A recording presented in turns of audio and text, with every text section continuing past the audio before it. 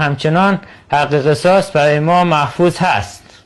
سلام، در خدمت خانواده محترم امیر محمد خالقی فقید هستیم. یه توضیحات میخواد خدمت شما بگیم. سلام و ادب خدمت تمامی هموطنان گرامی.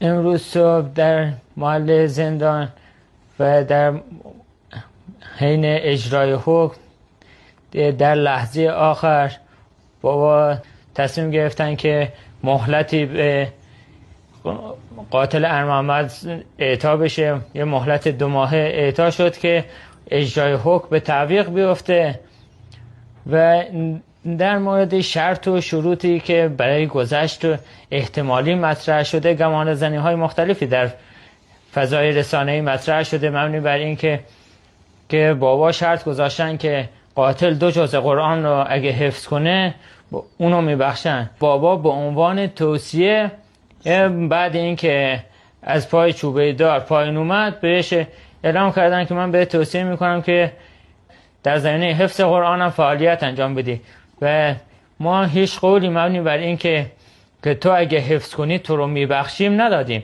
و همچنان حق قصاص برای ما محفوظ هست.